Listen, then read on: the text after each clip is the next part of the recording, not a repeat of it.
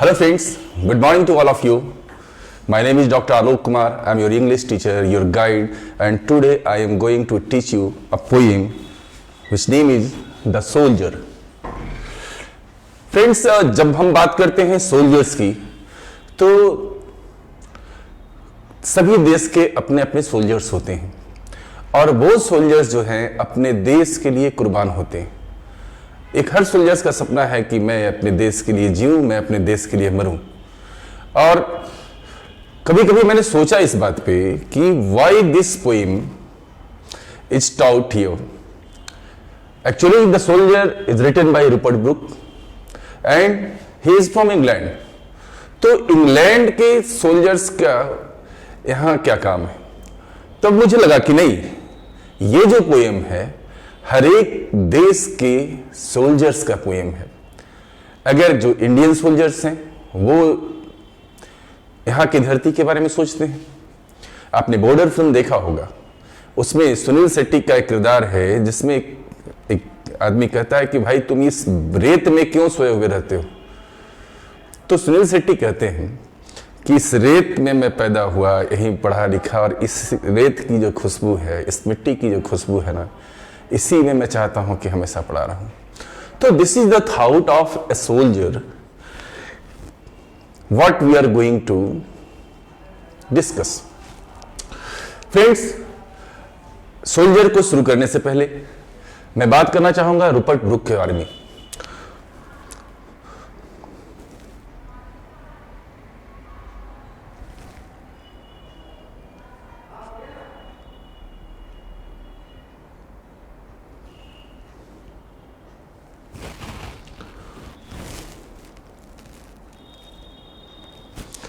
See you.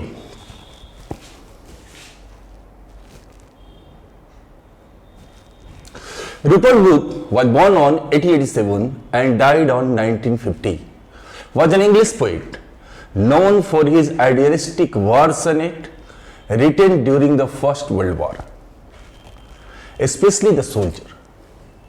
Friends, ये एक army man थे, नेवी में काम करते थे और इनके जो सनेट्स लिखे हुए हैं एटलीस्ट मोर देन 150 सनेट्स इन्होंने लिखा है और ये स्पेशली जाने जाते हैं पैट्रियोटिक पोएम के लिए, और जिसको वार पोएट भी बोलते हैं। ये जो सोल्जर है ना, ये वार पोएम है आपका। क्या ये वार पोएम?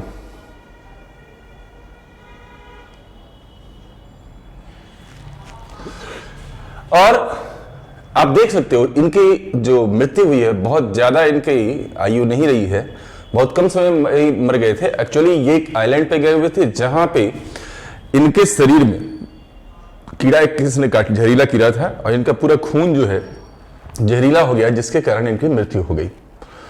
और देखिए, W. Yeats is also a very famous poet.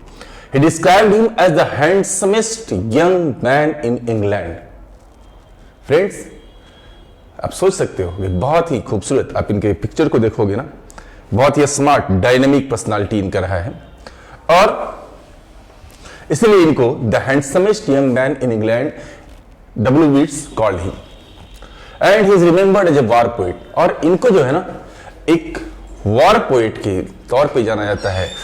आप जानते हो कविता, चाहे वो कविता आपका हिंदी में हो, इंग्लिश में हो, एक रोमांटिक होता है, कुछ हंसी वाली कविताएं होती हैं और कुछ वॉर युद्ध की कविताएं होती हैं।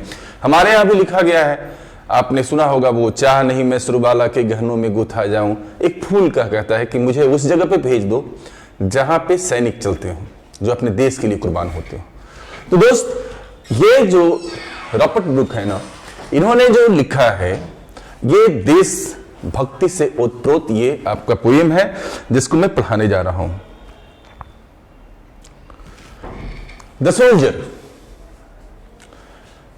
जैसे ही बात करते हैं सैनिक, तो अचानक से आप देखते हो ना, अगर कोई सोल्जर्स हमारे सामने से गुजरता है तो उनके लिए बहुत ही सम्मान अपने दिल से निकलता है। क्यों? क्योंकि वो हमारे सरहद की रक्षा करते हैं, वो हमारे समुद्री सरहद की रक्षा करते हैं, और वो जो रक्षा करते हैं तो हम आज पीसफुली यहाँ अच्छे से अपनी लाइफ को गुजारते हैं। फ्रेंड्स, द सी हियर, इससे पहले मैं कुछ कहना चाहूंगा। Actually this is sonnet, and sonnet means what? Sonnet consist of 14 lines. सनेट जो होते हैं 14 लाइन के होते हैं। पहला जो होता है 8 लाइन का होता है, जिसको ऑक्टेट बोलते हैं, और एक सिक्सटेट बोलते हैं, जो दूसरा जो पैराग्राफ होता है वो 6 लाइन का होता है। तो यहां पर देखिए मैंने 4 और 4 लाइन है, जो कि पहला इसका पैराग्राफ है। कहते हैं, if I should die, think only this of me, that there is some corner of a foreign field that is forever England. Friends, जब कोई सैनिक कहता है ना कि ये कहते हैं कि जब मैं मरूं, कहां? only think of me, इनके बारे में बस इतना ही समझना, that there is some corner of a foreign field, विदेशी कोने में, विदेश की धरती के किसी कोने में अगर ये मरते हैं तो भी that is for ever England, वहां भी ये धरती उनकी इंग्लैंड की ही होगी। और ये कहते हैं कि चाहे मैं यहां मरूं, कहीं मरूं, किसी भी युद्ध में। एक्चुअली होता क्या है ना, जब सोल्जर्स युद्ध में जाता है तो ये पता नहीं होता है कि जीवित वापस लौटेगा, और वो अपनी जान को हथेली पर लेकर करके चलता है और कहता है कि जब मैं मरूं, चाहे विदेश की किसी धरती पे मरता भी हूं, तो वहां से भी मैं सिर्फ और सिर्फ इंग्लैंड के बारे में ही सोचूंगा। वहां भी मैं समझूंगा ही कि ये जहां पर मैं मरा हूं, ये मेरा देश इंग्लैंड है। अब वो इंग्लैंड उनके लिए क्या है? जैसे हमारे लिए इंडिया है, क्योंकि हम इंडियन हैं, और जो इंग्लैंड के निवासी हैं, जो ब्रिटिश हैं, वो उनके लिए इंग्लैंड बहुत बड़ा चीज मायने रखता है, जैसे हम लोग रखते हैं। There shall be in that rich earth a richer dust concealed. कहते हैं वो कैसा जगह है? इंग्लैंड की धरती कैसी है? तो कहता है कि रिच, बहुत ही धनी, और कहते हैं वैसा धनी धरती है जिसके धूलकण भी बहुत ही कीमती। ये धूलकण से मतलब क्या हुआ? डस्ट का मतलब क्या हुआ? ये जिस शरीर का जो बना हुआ था, कहते हैं हमारा शरीर कण कण से बना हुआ है, तो उस धरती से, जिस धरती से ये बिलोंग करते हैं, कहते हैं वो बहुत ही रिच है, और रिच उसके जो डस्ट है वो भी रिचर है और ही धनी है। तो ये जो फीलिंग होती है ना, अपने देश के लिए होती है। हम चाहें कि हम बहुत, अगर हम कितना भी जाकर करके अगर हम रसिया में बस जाएं, स्विट्जरलैंड में बस जाएं, वो फीलिंग नहीं आ सकती है जो कि हमारे इंडिया के लिए होती है। It's a reality.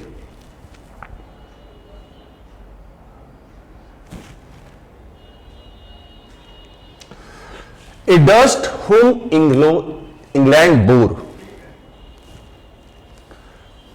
अब ये डस्ट की बात करते हैं। यहां डस्ट कुछ और मीनिंग होता है कि ये इनकी बॉडी, जिसने इंग्लैंड ने जिनको पैदा किया, शेप जिनको बनाया, एंड मेड अवेयर, और जहां ये पले बढ़े और बढ़ कर करके आज ये सोल्जर बने, आर्मी बने, उस धरती को ये कहते हैं कि बहुत ही धनी है। Gave once her flower to love, her ways to roam।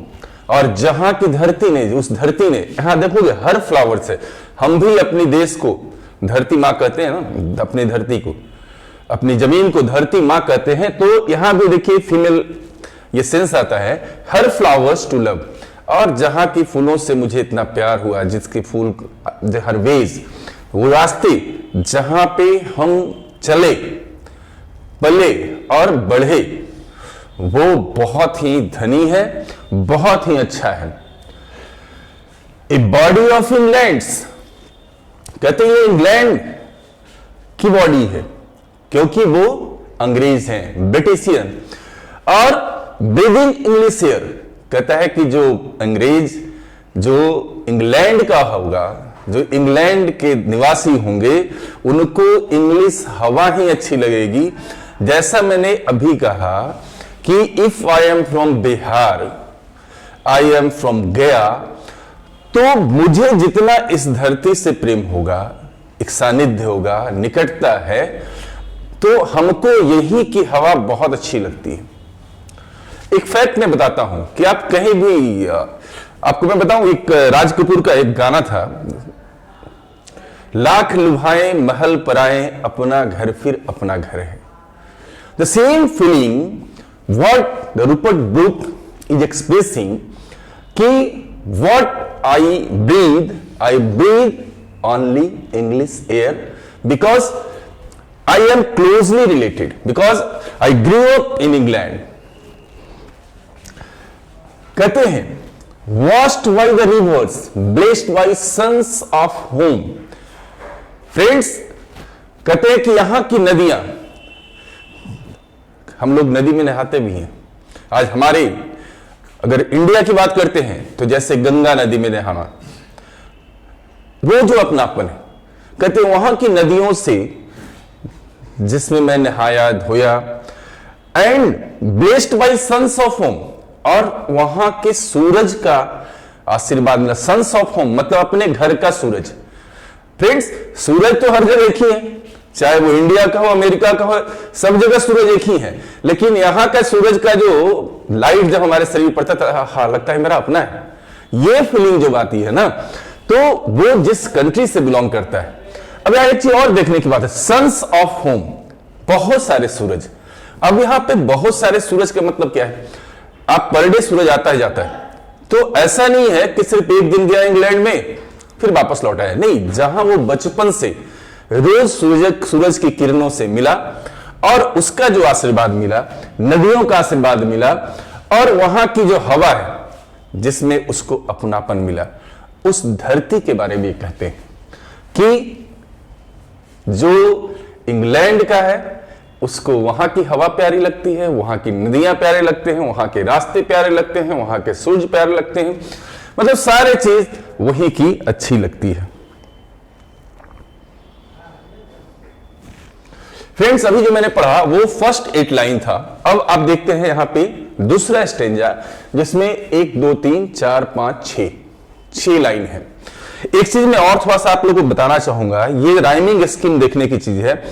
अक्सर पूछता है कभी कभी ऑब्जेक्टिव क्वेश्चन में, what is the rhyming scheme of the poem.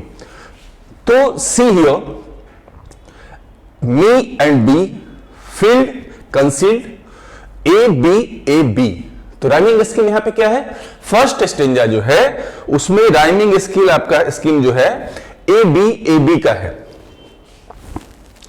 यहां भी देख लो आप, अवेयर, एयर, रोम, होम, तो ये राइमिंग स्कीम है ए बी आपका फर्स्ट 8 लाइन में। और देखते हैं दूसरे जो स्टेंजा है उसमें क्या है। अवे, डे, लेस, नेस, गिवन, हैविन। अब देखिए यहां से कहां से मिल रहा है आपको, सी डी ई ऐसे कर सकते हैं, और फिर सी डी ई। तो ये राइमिंग स्कीम आपका कैसे है? ए बी और उसके बाद है सी डी ई। और इसको जो सिस्टम है इसको लिखने का, इसको हम कहते हैं पेट्रार्कन सनेट, ये कहलाता है। तो चलिए फ्रेंड्स, अब इसके बाद और आगे देखते हैं। And think this heart all evil said away.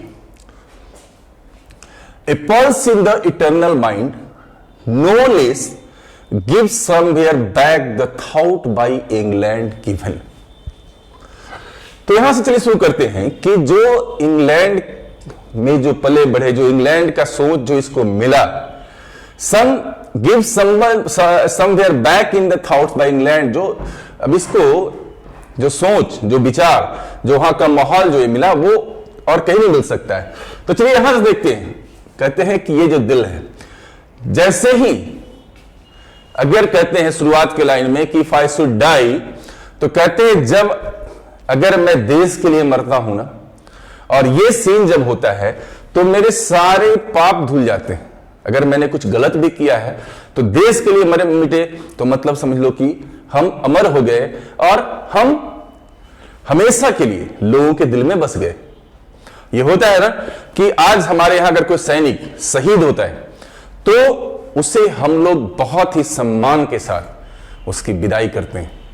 हमारे दिल में, आपके दिल में जो सम्मान सोल्जर्स के लिए होता है और शायद किसी के लिए नहीं होता है। Her sights and sounds dreams happy as her day. कहता है कि वो जो इंग्लैंड की धरती है, अब फिर उसके बारे में कहते हैं, तो वहां के दृश्य, वहां की आवाज और वो जो सपने देखते हैं, जो उनका दिन बहुत ही अच्छा होता है, एंड लाफ्टर, और वहां की हंसी खुशी। अब देखो, हम लाख बहुत अच्छे कर ले, हम लाख कहीं भी रह जाएं, लेकिन जो हमारे घर की, हमारे जमीन पे जो हम एक दूसरे से हंसते हैं, मिलते हैं, लर्न ऑफ फ्रेंड्स, अपने दोस्तों से सीखते हैं, एंड जेंटलनेस, और जो सभ्य होने का जो तरीका, इसी धरती पे जहां से इन्होंने सीखा वो है England. In hearts at peace under an England heaven. कहते हैं कि जहां उनका हृदय बहुत ही शांति महसूस करता है, वो जगह का नाम है इंग्लैंड, और जो उनके लिए स्वर्ग है। कहते हैं अगर मैं जब मर जाऊं तो लोग मुझे याद करेंगे। यहां पे सेंस ये जो है, a pulse in the eternal mind, no less. कहते हैं पल्स, जो हमारी धड़कन चल रही है, नाड़ी चल रही है, जब ये खत्म हो जाएगा तो ये कम से कम लोग याद रखेंगे कि नहीं, ये सोल्जर था जिसने ऐसा किया। और वो सोल्जर्स को, चूंकि वो इंग्लैंड से हैं, because he belongs to England, so he is saying कि his heart at peace under an English heaven. और उनको जो शांति मिलता है, ये जो धरती है इंग्लैंड, जो स्वर्ग है, सबसे ज्यादा अच्छा वही लगता है। तो फ्रेंड्स, ये पोएम यहीं पे समाप्त होता है। और मैं फिर से कहता हूं कि ये जो पोएम है बहुत ही अच्छी फीलिंग्स को रखे हुए हैं, देशभक्ति है इसमें, जज्बा है, एक सोच है एक सोल्जर्स का। और मैं बताऊं कि जो पोएम इन्होंने लिखा है वो लिखा था जब फर्स्ट वर्ल्ड वॉर शुरू हुआ था, उसी समय, और बहुत ही फेमस ये पोएम हुआ है, द सोल्जर्स। मैंने कहा था पहले आपको कि इन्होंने मोर देन 150 सनेट्स लिखे हैं, बट इनका ये जो सोल्जर्स था ना, ये बहुत ही फेमस पोएम हुआ है। अब फ्रेंड्स, हम कुछ ऑब्जेक्टिव क्वेश्चन की बात कर लेते हैं। तो देखते हैं यहां पे, कहते हैं the soldier is an ode, a sonnet, an epic और नन ऑफ दीज। ये देखिए पोएम के फॉर्म्स है। अब इसमें क्या है सोल्जर, तो मैंने आपको कहा कि वो सनेट है। अब बात करते हैं सोल्जर जो है किस प्रकार का पोएम है, सिंबॉलिक है, लिरिकल है, पेट्रोटिक है। तो मैंने आपसे शुरू में कहा ये पेट्रोटिक पोएम है, देशभक्ति वाला पोएम है। ये सब क्वेश्चन अक्सर आते हैं आपके, और अभी ऑब्जेक्टिव्स भी आ रहे हैं। The soldier deals with, the soldier जो ये है पोएम है, ये किस देश से बिलोंग करता है। The correct answer is England. Who has composed the soldier, who is that, a Rupert Brooke. The place where a soldier will be buried should be treated as the part of England after his death. कहता है कि जब soldier मर जाता है तो और जो उसको दफनाया जाता है तो वो कौन से हिस्से का होगा, तो कहता है वो हमेशा इंग्लैंड की धरती का वो हिस्सा बन जाएगा। The speaker is not afraid. Speaker जो है, जो पोएट है, वो जो लिखते हैं, क्या वो उनको मौत से डर लग रहा है? नहीं, मौत से उनको डर नहीं लग रहा है। तो क्या कहते हैं, the speaker is not afraid of death. The correct answer is death होगा। अब ये कुछ शॉर्ट क्वेश्चंस है जिसको कि हम लोग डिस्कस करते हैं। If he dies in the battle how would you like to be remembered. कहते हैं कि अगर वो सैनिक अगर किसी युद्ध में मारा जाता है तो वो कैसा चाहता है, कैसे लोग उसको याद करें। कहते हैं if he dies the battle he would like to be remembered as a brave and true son of his motherland. कहते हैं कि वो चाहते हैं कि उनको याद किया जाए इस रूप में कि इस मदरलैंड, धरती मां के सच्चे सपूत और बहादुर सपूत के रूप में उन्हें याद किया जाए, क्योंकि वो इंग्लैंड के लिए युद्ध कर करके शहीद होते हैं। दूसरा क्वेश्चन है, how can some corner of a foreign field be for ever England? कहते हैं ऐसा कैसे हो सकता है कि विदेश की कोई धरती है, वहां का कोई कोना है, वो उनके लिए इंग्लैंड ही होगा। तो कहते हैं the poet says that if he is killed by his enemies in the foreign field after his death that place should be for ever England. तो कहते हैं कि जब वो मर जाता है तो उसके लिए वो जो उसके फ्यूनरल को, डेड बॉडी को अगर लेके आते हैं तो वो इंग्लैंड का ही कहलाता है, वो किसी दूसरे देश का नहीं होता है।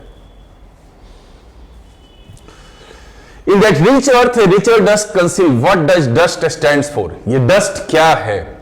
Dust mean the place where he took birth and would die.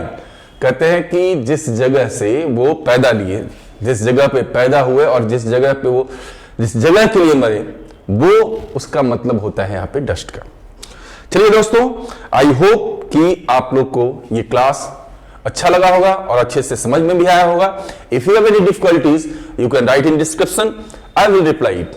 Thanks, see you in the next class, bye bye.